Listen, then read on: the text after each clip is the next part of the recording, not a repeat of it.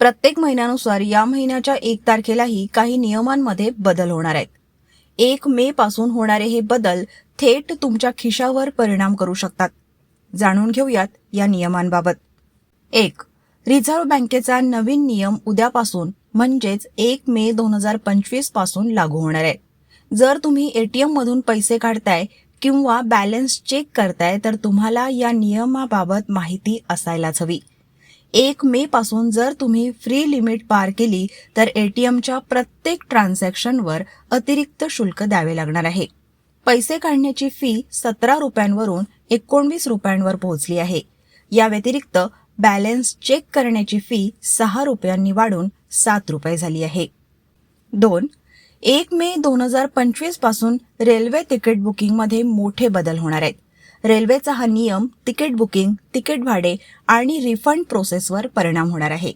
1 मे रोजी स्लीपर किंवा AC कोचमध्ये waiting ticket ग्राह्य धरले जाणार नाही. वेटिंग तिकीट फक्त जनरल कोचमध्ये प्रवास करणाऱ्या नागरिकांसाठी वैध असेल. ॲडव्हान्स बुकिंगचा कालावधी 120 दिवसांनी कमी करून 60 दिवस करण्यात आला आहे. 3. या महिन्याच्या 1 तारखेला LPG गॅस सिलेंडरच्या किमतीत बदल होऊ शकतात. 1 मे 2025 रोजी गॅस सिलेंडरची किंमत कमी किंवा जास्त होऊ शकते. सिलेंडरच्या किमतीतील बदल थेट सर्वसामान्यांच्या खिशावर परिणाम करू शकतो. यावेळी व्यावसायिक गॅस सिलेंडरच्या दरात बदल होण्याची शक्यता आहे. 4. 1 मे 2025 पासून FD आणि सेव्हिंग अकाउंटच्या काही नियमांमध्ये बदल होऊ शकतात. यातील व्याज दरांचा समावेश होऊ शकतो. 5. 1 मे 2025 पासून 11 राज्यातील ग्रामीण क्षेत्रातील बँकांच्या विलिनीकरणाचा प्लॅन लागू होऊ शकतो. यात एक राज्य एक RBI अंतर्गत लागू केला जाऊ शकतो. यात एक राज्य एक RRB अंतर्गत लागू केला जाऊ शकतो.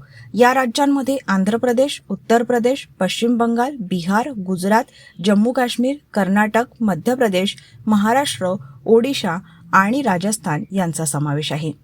आणि 6. RBIने स्पष्टपणे निर्देश दिले आहेत की 1 मे पासून सर्व बँका, वित्तीय कंपन्या आणि संस्थांना अधिकृतता, परवाना आणि मंजुरीसाठी कोणत्याही प्रकारचे अर्ज सादर करण्यासाठी प्रवाह पोर्टलचा वापर करावा लागेल. पोर्टलवर उपलब्ध असलेल्या अर्ज फॉर्मचा वापर करून अर्ज सादर करावा लागेल.